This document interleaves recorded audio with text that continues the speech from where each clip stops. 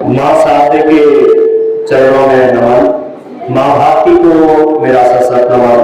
और मेरी विद्या स्थली रही जहाँ पर बैठकर मैंने कक्षाओं में ककड़ा से लेकर पूरी जो पढ़ाई की उसकी भाई साहब सुनील ने जैसे बताया कि प्रारंभिक कक्षाओं की जो पढ़ाई है वो नहीं होती है, तो इसी विद्यालय से मैंने आपकी तरह ही सामने बैठकर 1 से 5 तक की जो कक्षा है वो यहीं से मैंने उत्तीर्ण की थी। तो इस विद्यालय की पवित्र भूमि को, इस मां सरस्वती के मंदिर को मैं सत नमन करता हूँ, प्रणाम करता हूँ। मनसासीन विद्यालय के डीडीओ भाई साहब सुनील और गांव से पधारे हुए जितने भी गणमान्य व्यक्ति है उनके चरणों में भी मेरा वंदन। जैसा कि हर विद्यालय में यह परंपरा निभाई जाती है, वार्षिकोत्सव हर विद्यालय की एक आवश्यक परंपरा बन गई है। साथ ही साथ जिसको हम विदाई समारोह का नाम देते हैं, तो एक तरीके से विद्यालय परिवार और आपके गार्जियंस वगैरह मिलकर आपको आशीर्वाद देकर आगे भेजते हैं कि आपने जिस प्रकार कक्षा 10 तक की पढ़ाई करके जिन बुलंदियों को आपने छुआ है वैसी बुलंदियां आप आगे भी छुए। ऐसा ये आज का कार्यक्रम हम विदाई के स्थान पर यह भी कह सकते हैं कि यह आपके लिए एक आशीर्वाद समान समारोह। तो सभी विद्यार्थी जो कक्षा 10 के विद्यार्थी है बोर्ड की परीक्षा देने जा रहे हैं, आगे के विद्यालयों में प्रवेश की प्रक्रिया में शामिल होने जा रहे हैं, उन्हें मेरी ओर से बहुत बहुत शुभकामनाएं और आशीर्वाद कि आप जिंदगी में नित्य नए आयाम स्थापित करें और बहुत अच्छे अंकों के साथ आप कक्षा 10 की परीक्षा है वो उत्तीर्ण करें। इस मौके पर मैं कुछ बातें आपके साथ साझा करना चाहूंगा जैसा कि मेरा अनुभव रहा है। कोई भी विद्यार्थी अपने आप को हल्का न आके, परिस्थितियां आपके सामने आएगी। कोई विद्यार्थी है वो अमीर परिवार में जन्म लेगा तो कोई गरीब परिवार में भी जन्म लेगा। किसी के नसीब में 5 रुपए की कॉपी लिखी होगी तो किसी के नसीब में 50 रुपए का रजिस्टर भी लिखा होगा, लेकिन वे उपकरण या वे संसाधन इस बात की मायने तय नहीं करते कि कौन बच्चा आगे भविष्य में जाकर क्या बनेगा।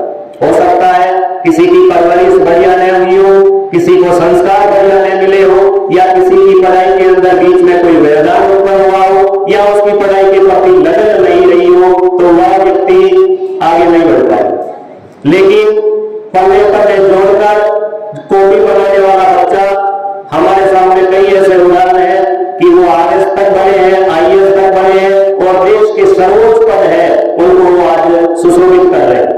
तो इस बात से हमें यह प्रेरणा लेनी है, हमें यह संदेश लेना है कि कितनी ही प्रतिकूल परिस्थितियां क्यों न हो, कितने ही संकट अपने सामने क्यों न आए, यदि हम मन में ठान ले कि हमें ऐसा करना है, हमें आगे बढ़ना है, तो इस प्रकार की बाधाएं हमें नहीं रोक सकती। क्योंकि इंसान ही वह प्राणी है जो बाधाओं को पार करना जानता है। उसके पास हर तरीका है। कोई बालक है बीच में पहाड़ आ जाता है, दशरथ मांझी का नाम कौन भूल सकता है, एपीजे अब्दुल कलाम का नाम कौन भूल सकता है, और भी ऐसी महान शख्सियतें हुई है जिनके रास्ते में बड़ी बड़ी बाधाएं आई, लेकिन उन्होंने उन बाधाओं से हटकर निकलने का प्रयास नहीं किया। उन्होंने काम ये किया कि इन बाधाओं को तोड़ दूं ताकि मैं तो सीधा जाऊंगा ही जाऊंगा, आगे आने वाली पीढ़ियां हैं उनको भी एक रास्ता मिलेगा। तो हमें इस सोच को लेकर आगे बढ़ना है। हमें कभी भी जो प्रतिकूल परिस्थितियां हैं या कठिनाइयां हैं उनसे नहीं घबराना है, क्योंकि हमें भगवान ने वो जज्बा दिया है, हमें भगवान ने वो ताकत दी है, उसके बल पर हम असफल को सफल कर सकते हैं। साथ ही रही बात पढ़ाई की, जैसा कि पूर्व शिक्षक साथी हमें बता रहे थे कि आपके पाठ्यक्रम की बात है, सिलेबस की बात है, तो बड़े नसीबों वाले वो विद्यार्थी होते हैं जिनका पाठ्यक्रम समय रहते पूरा हो जाता है। फिर भी एक विद्यालय की बात नहीं है, कई विद्यालयों की ये समस्याएं भी होती है कि सरकार की प्रक्रिया के कारण कुछ पद खाली हो जाते हैं। हो सकता है आपके यहाँ पे हुए होंगे, हमारा जो विद्यालय है वहां पर भी हुए, लेकिन पीछे जो शिक्षक बचे रहते हैं या जो भी स्टाफ इस विद्यालय में कार्यरत है उनका ये दायित्व बनता है और वे उस दायित्व का पूरी जिम्मेदारी के साथ निर्वहन भी करते हैं और पाठ्यक्रम पूरा भी करवाते हैं। और जैसा कि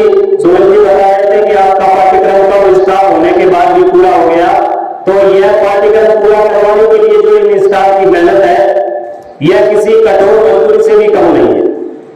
कोई यदि कहे कि बिल्कुल आसान है काम, बोलना बिल्कुल आसान है, तो उनके लिए एक सबक यही है कि लगातार आप 40 या 45 मिनट बोल के देखें और फिर कहें कि ये काम आसान है या कठिन है। तो प्रिय विद्यार्थियों, मैं आपसे कहना चाहूंगा कि न तो पढ़ना आसान है और न ही पढ़ाना आसान है। पढ़ना और पढ़ाना दोनों किसी तपस्या से कम नहीं है।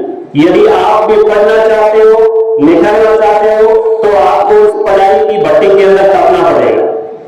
कल्पना करके देखिए, जिन विद्यार्थियों ने 1 घंटे लगातार पढ़ाई नहीं की, वो किसी दिन किताब लेके बैठे और बिल्कुल शांतचित्त होकर 1 घंटे की पढ़ाई करके देखे, आपको पता लग जाएगी कि पढ़ाई आसान है या कठिन है। और इसीलिए कहा जाता है कि विद्यार्थी में 4-5 लक्षण है, वो होने बहुत जरूरी है।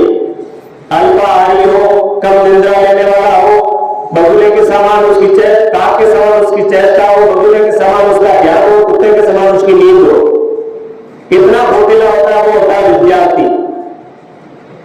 यूं ही नहीं कहा है कि पढ़ाई एक तपस्या है, और इसके लिए हमें कई वर्षों तक मेहनत करनी पड़ेगी, तब जाकर हम वो मुकाम हासिल कर सकेंगे जो हम जीवन में प्राप्त करना चाह रहे हैं। कहा भी जाता है ना कि जो समय लेके पढ़ता है वो फल मीठा होता है। कुछ अभिभावक चाहते हैं बच्चा तीसरी में पढ़ रहा है, उसका स्टैंडर्ड तीसरी के लायक है, वो चाहते हैं कि मैं 5वीं में करवा दूं, बच्चा जल्दी कक्षा 10वीं पास कर ले, 12वीं कर ले। नहीं, कक्षाओं में जो चरण है, उसका जो स्तर है, उसके अनुरूप बच्चों को पढ़ने दीजिए। और अभिभावक लोगों से मेरा अनुरोध रहेगा कि बच्चा स्कूल में 6 घंटे रहता है, बच्चा वही बच्चा हमारे पास 18 घंटे रहता है। तो यदि 18 घंटे में से यदि 2 घंटे उस बच्चे की पढ़ाई के लिए घर पे निकाल लेते हैं, तो 6 घंटे विद्यालय की पढ़ाई है वो रिपीट हो जाती है, और वही बच्चा कामयाब होगा जो घर पढ़ेगा। विद्यालय में तो 6 पीरियड हो गए, रिपीट करने के लिए टाइम नहीं है, लेकिन वही बच्चा होता है जो घर पे पढ़ता है वो आगे बढ़ता है, और उसके लिए समय की जरूरत है। मैंने जैसे पहले कहा कि जो समय लेकर पढ़ता है वो मीठा होता है। इसलिए इन बच्चों की परवरिश और इन बच्चों की पढ़ाई का दायित्व हमारा बहुत ज्यादा है। यदि हम जिंदगी में बहुत कुछ प्राप्त करना चाह रहे हैं, तो उसकी जड़ ये बच्चे हैं, और इन बच्चों की आगे बढ़ने की जो जड़ है वो शिक्षा है। शिक्षा के बगैर जितनी भी कुरीतियां हैं, जितनी भी बुराइयां हैं, वो सब अज्ञानता के कारण है, और अज्ञानता तब तक रहती है जब बच्चा शिक्षित नहीं होता। हिंदी के महान कवि रहीमदास जी कहते हैं, वो इस प्रकार का एक मैसेज है वो लोगों को देते हैं कि एक साधे सब सजे पर सब सागे सब जाए, रहीमन सींचे मूल को फले फला आगाए। वो कहते हैं कि यदि हम पेड़ है, एक पेड़ की शाखाएं हैं, पत्तियां हैं, तना है, सबको पानी दे और जड़ों तक पानी न पहुंचे तो सब कुछ बेकार चला जाएगा। और यदि हम जड़ों में पानी दे दे तो वह पानी अपने आप सभी शाखाओं तक, सभी पत्तों तक, सभी फूलों तक चला जाएगा। इसलिए हमें सींचना किसको है? जड़ को। और अपने समाज की, अपने परिवार की, अपनी जो खुशहाली का पेड़ उगने वाला है, उसकी जड़ ये बच्चे हैं। इनको यदि शिक्षित कर दिया तो सब कुछ हो जाएगा। इसके साथ ही मैं जो ये विदाई लेके बच्चे जाए, इनसे कहना चाहूंगा कि आपने वर्ष पर्यंत अच्छी पढ़ाई की, आपके गुरुदर्शों का मार्गदर्शन आपको मिला, लेकिन हो सकता है कि कुछ विद्यार्थियों ने सही ढंग से अभी भी विधिवत पढ़ाई शुरू नहीं की हो। ऐसा भी हो सकता है। हो सकता है इनमें से अधिकांश बच्चे ऐसे हो जिन्होंने 3 घंटे घर की पढ़ाई अभी तक शुरू नहीं की, और इनके ऊपर परीक्षा का प्रेशर हो, और लाजमी है कि परीक्षा का प्रेशर हर के ऊपर होता है। यदि मुझे भी पेपर देके यहाँ पे बैठा देगी कि परीक्षा हो, तो प्रेशर मेरे पर भी होगा। धड़कन तेज होना, पसीना पसीना होना, या और कोई परेशानी होना, ये परीक्षा के कुछ लक्षण है। हम कहते हैं कि बीमारी के क्या लक्षण होते हैं, बीमारी के क्या होते हैं, तो परीक्षा के भी लक्षण होते हैं। तो इनसे मैं कहूंगा कि यदि पढ़ाई शुरू नहीं की तो शुभ काम में देरी नहीं। जितना समय है उसमें अच्छा करो। जितना समय जैसे आपके पास आज से माने कि महीने से कम का समय रहा है, तो उसमें जितना हो वो पढ़े, जितना याद हो याद करें, और एक अच्छी मेहनत करने के बाद सब कुछ ऊपर वाले पे छोड़ दें कि मैंने तो अच्छा किया है, अब मेरा पेपर भी अच्छा होगा। यदि इस प्रकार का संकल्प लेके आप परीक्षा कक्ष में जाएंगे तो निश्चित रूप से आप अच्छा कर पाएंगे।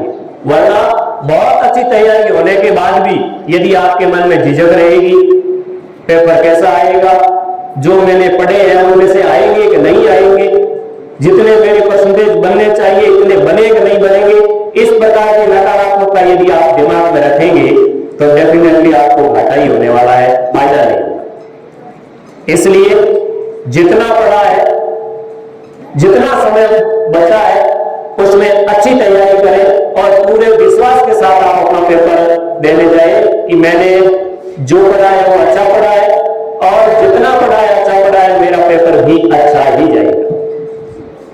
परसेंटेज कितने बने, 70 बने, 75 बने, 80 बने, यह चीज मायने नहीं रखती, क्योंकि परसेंटेज किसी भी योग्यता का पैमाना नहीं होते। आप जिंदगी में आगे क्या करेंगे, जिंदगी में आप आगे कैसे बढ़ेंगे, आपके संस्कार कैसे हैं, आपने कैसे मार्ग का चयन किया है, ये आपको नेक इंसान बनाने के लिए काफी। अधिकतर हम देखते हैं कि अच्छे होनहार बच्चे आज सड़कों की शोभा बढ़ा रहे। किसी जमाने में बहुत होनहार बच्चे हुआ करते थे जो 100-150 की क्लास में बहुत बढ़िया पोजीशन में होते थे। उनकी परवरिश अच्छी नहीं थी, या उनके मार्ग अच्छे नहीं थे, या उनकी संगति अच्छी नहीं थी, कोई न कोई कारण तो रहा होगा कि इतनी प्रतिभा होने के बाद भी वो आज उस कैटेगरी में माने जाते हैं जिसके वो हकदार नहीं है। बात पहले भी हुई कि कक्षा 11, 12 और बीए तक की पढ़ाई बच्चा सही ढंग से कर ले तो वह जिंदगी में असफल नहीं होता। उससे मैं थोड़ा आपको आगे लेकर चलूंगा कि पहले जमाना होता था कि कक्षा 9, 10, 11, 12 तक यदि बच्चा नहीं बिगड़ता है तो बाद में बिगड़ने के चांस कम है। आज डिजिटल का जमाना है और हमने इतनी प्रगति कर ली है कि आज से बच्चा 3rd क्लास से बिगड़ना शुरू कर देता है। 12वीं क्लास का बच्चा जब हम पढ़ते थे, 12वीं क्लास के बच्चे की हिम्मत नहीं होती थी कि वह क्लास के अंदर कुछ बोल ले, गार्जियनों के सामने कुछ बोल ले। लेकिन आज 8वीं क्लास का बच्चा है वो भी अपराधी की तरह व्यवहार करता है। तो मैं तो कहता हूं कि अपने बच्चों का आप कक्षा 5 के तक तो बच्चा नादान होता है, लेकिन जैसे ही वह एक तरीके से बाल्य अवस्था की बीच के भाग में आता है तो उसकी देखरेख करना बहुत जरूरी हो जाता है। क्योंकि हमने तो देखा है कक्षा 8 और 9 के बच्चों को, 6 और 7 के बच्चों को जो गांवों में स्कूल है, उन स्कूलों में देखे कई बार जब रास्ते से निकलते हैं किसी गांव से, जैसे मैं बिहार होकर आता हूं, तो मैं कई ऐसे बच्चों को देखता हूं कि कक्षा 9 वर्ष के बच्चे हैं जो बिहार स्कूल है या और कोई स्कूल है, चाहे मेरी स्कूल ही क्यों है, वो यदि जुट बनाकर होटल में खड़े हैं, किसी दुकान पर खड़े हैं, यदि वो वहां पर कोल्ड ड्रिंक से पी रहे हैं या सुपारी ही खा रहे हैं, तो उसकी अगली सीढ़ी है वो शराब और जर्दा गुटखा वगैरह। तो हमें इन चीजों का ध्यान रखना, चाहे आप बैठे हो, चाहे यहाँ पे बैठे हुए लोग सुन रहे हैं या बाहर कोई मेरे इस गांव के युवा सुन रहे हैं, तो मेरा एक ही मैसेज है आपसे कि हो सके तो शिक्षा से जुड़े रहिए, अन्यथा अपने धंधे से जुड़े रहिए, लेकिन ऐसे मार्ग मत लीजिए जिनसे अपने परिवार की बदनामी है, अपने गांव की बदनामी है, अपने समाज की और देश की बदनामी। क्योंकि यह देश आपके कंधों पर टिका है। आज हम कह रहे हैं कि हम काम कर रहे हैं, हमसे जरूरत है देश को, तो हम जितने हैं हम काम कर रहे हैं, लेकिन हमारे बाद आने वाली पीढ़ी तो आप ही हो। तो आपको क्या बनना है, मां बाप के सपनों को किस प्रकार साकार करना है, वो आपको तय करना है। हमेशा वो सच्चाई समाज में होनी चाहिए। पहला आपका मन यह होना चाहिए कि मेरे मां बाप का सपना क्या है, मुझे वो पूरा करना है। और जिस दिन आप उस सपने को पूरा करोगे, वाकई आपके मां बाप है जिन्होंने आपको पाल पोस कर बड़ा किया है, तो उनके लिए उससे बड़ी कोई खुशी नहीं होगी। और मां बाप ने यदि पढ़ाकर औलाद को सक्सेस कर दिया, वो अपने पैरों पर खड़ा हो गया, तो मां बाप के लिए उससे बड़ा कोई धन नहीं है। करोड़ों रुपए हो गए, आलिशान महल होगा, सब कुछ है, हीरे जवाहरात गहना वगैरह सब कुछ है, लेकिन औलाद यदि बिगड़ी हुई है तो वो सब बेकार है। पाल पोस कर बड़ा किया है औलाद को, अपने पैरों पर खड़ा तो उससे बड़ा धर्म उनके लिए कोई हो ही नहीं सकता। और आप यदि एक सभ्य इंसान बने हुए, बिना कोई गलत मार्ग का चयन किए हुए समाज में एक सम्मानित आदमी बन गए, तो इससे बड़ा माँ बाप के लिए कोई तोहफा नहीं हो सकता, इससे बड़ी और कोई खुशी नहीं हो सकती। तो मैं इस मेरी कर्मभूमि का हो या शिक्षा स्थली का हो, बहुत गर्व महसूस होता है कि कोई वक्त था जब इसी विद्यालय की कक्षा में बैठकर हम पढ़ते थे और गुरुजनों के प्रति हमारा जो सम्मान होता था उसको याद करते हैं, आज के टाइम को याद करते हैं तो थोड़ा अंतर आता है। मैंने पिछली बार भी इसी मंच से कहा था, पिछले वार्षिकोत्सव में, कि शिक्षकों के प्रति सम्मान आपका होना बहुत जरूरी है, क्योंकि माँ बाप तो आपको जन्म देते हैं, पाल पोस कर बड़े करते हैं, लेकिन आपको सही मार्ग की ओर ले जाने वाले शिक्षक ही होते हैं। और शिक्षक वही इंसान होता है जो अपने से ज्यादा अपने बच्चों की खुशी देखना चाहता है। कोई भी शिक्षक ये नहीं चाहता कि यदि मैं अध्यापक बना हूं तो मेरा बच्चा है वो कलेक्टर नहीं बने, वो चाहता है कि मैं अध्यापक बना हूं, मुझसे बड़ा हुआ कलेक्टर बने। ऐसा एक अध्यापक ही होता है। तो मैं आपसे यह भी कहूंगा कि छोटी घटनाएं सुनने में आती है कि कोई बच्चा सामने बोल जाता है या कोई कहना नहीं मानता, ऐसे बच्चे हर जगह होते हैं, लेकिन फिर भी हम गुरुओं के प्रति सम्मान व्यक्त करें। आज भी मुझे याद आता है कि इन्हीं कक्षाओं में हमारे गुरु भी बैठते थे, हम उनके सामने बैठते थे। आदरणीय सत्ता जी थे, जयप्रकाश जी थे। तो जयप्रकाश जी जैसे आदरणीय जो व्यक्ति है वो आज भी जब कई बाजारों में मिलते हैं तो उनका चरण स्पर्श होता है, उनको नमन होता है। हालांकि आज वो वरिष्ठ अध्यापक है, पद में एक श्रेणी मुझसे कम है, लेकिन मैं उनसे बड़ा हुआ हूं, लेकिन उनके चरणों में अनायास डूब जाता हूं, क्योंकि उनके प्रति समर्पण है। वाकई उनका जो समर्पण था वो आज ऐसा करने के लिए मजबूर करा। तो आप में वो जज्बा, वो समर्पण होना चाहिए। यदि आपके मन में अवज्ञा की भावना है, अनादर की भावना है कि क्या करें, ये क्या करेंगे, तो आप जिंदगी में आगे नहीं बढ़ पाएंगे। तो एक बार पुनः मैं आप सभी का आभार व्यक्त करता हूं, विद्यालय प्रशासन का भी बहुत बहुत आभार व्यक्त करता हूं कि आपने एक बार पुनः मेरी जो पुरानी यादें थी इस विद्यालय के प्रति, उसको ताजा किया। कभी यहाँ पर खड़े होकर मार्ग नहीं बोलते थे या पहाड़े जोर जोर से बोलते थे, आज मैं आपको मार्गदर्शन देने के लिए कुछ प्रेरणा के शब्द बोल रहा हूं। इसीलिए मेरे लिए भी कोई बड़ी गर्व की बात नहीं हो सकती। पिछले जब प्रोग्राम में मैं यहाँ आया था तो मैंने आपसे कहा था कि इन बच्चों के लिए मैं 5 टेबल और स्टूल मैंने कहा था, वो मैंने बढ़वा कर स्कूल प्रशासन को पहुंचा दिए थे। उसकी तहकीकात शायद हो गई होगी, इन्होंने स्टॉक में भी एंट्री कर ली होगी। साथ ही मैं कहता हूं कि आज के भी इस प्रोग्राम में मैं विद्यालय के सहयोग के लिए 2100 रुपए है वो विद्यालय प्रशासन को दूंगा, उससे वो टेबल बनाए कुछ करें जो विद्यालय में,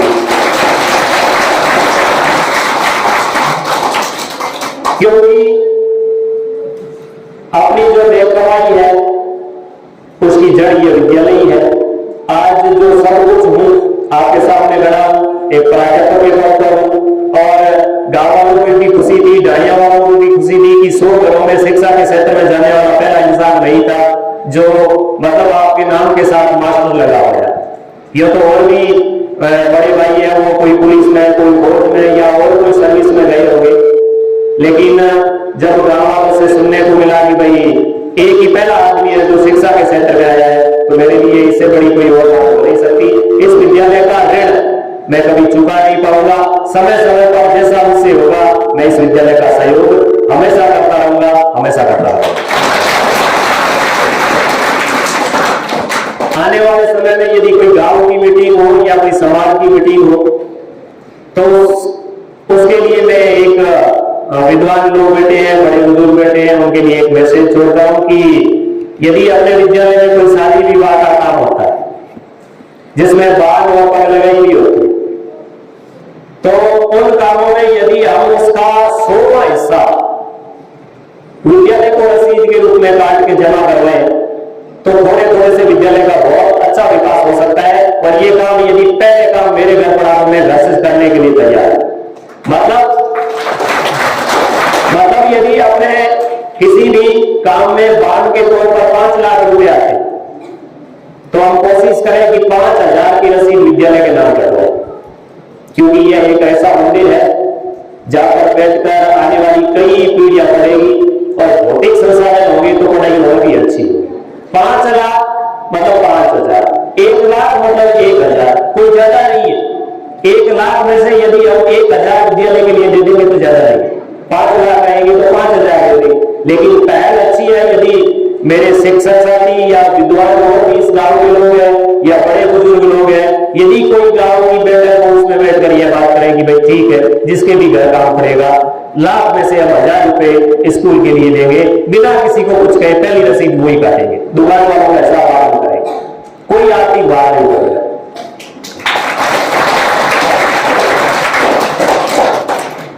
तो आप सभी का बहुत बहुत आभार, विद्यालय परिवार का आभार कि आपने एक बार यहाँ पर बुलाया, मुझे मान सम्मान दिया, और याद करना भी बहुत बड़ी बात होती है। सभी का बहुत बहुत आभार। जय हिंद, जय भारत।